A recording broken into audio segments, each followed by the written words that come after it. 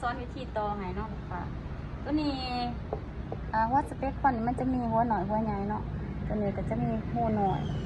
หัวหน่อยเขียวหน่อยเขียวใหญ่นะเขาจะใส่ให้มันถือเนาะใส่มันถือถ้าใส่บ่ถือมันจะล็อกเลยเอาออกบ่ได้นะจ๊ะตัวนี้จะทอพ่วงกันก่อนเนาะกลางพ่วงใส่กลางพ่วงใส่กันแบบนี้เนาะ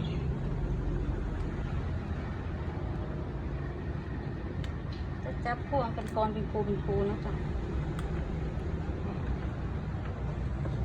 แล้วก็จะใส่ให้มันถึง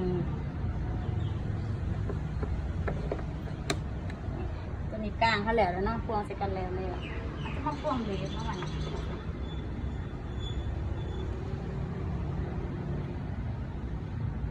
ก็พ่วงเบสใส่กันเป็นปูกันถ้าสุดเสียมันก็จะลงง่ายๆแล้วจ้ะ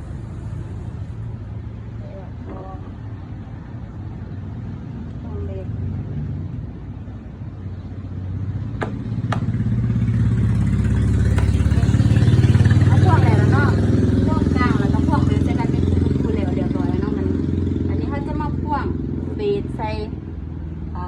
เอ็มนะมัน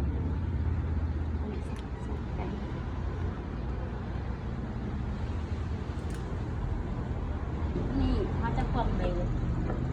เอาเบสหน่อยนึงมาใส่ทางนี้เนาะเบสเขาจะมาใส่ขาบนครัวเนาะอันนี้จะเป็นเบสต่อมา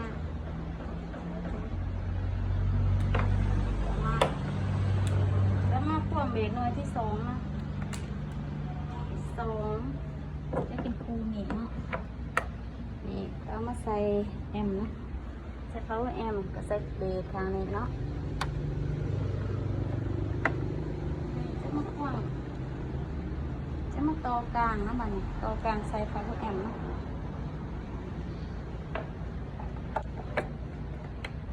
นี่มาจะมาใส่ตัวนี้เขาจะเขียนบอกให้เนาะสองหูนี่เป็นกลางแล้ว2 หูเป็นเบส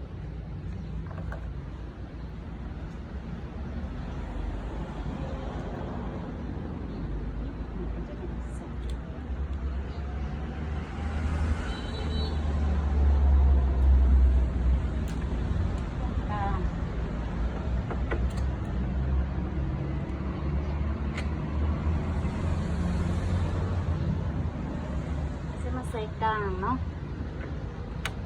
ตัวนี้ที่ว่าครบเรียบร้อยเนาะกลาง2เบส2เรียบร้อย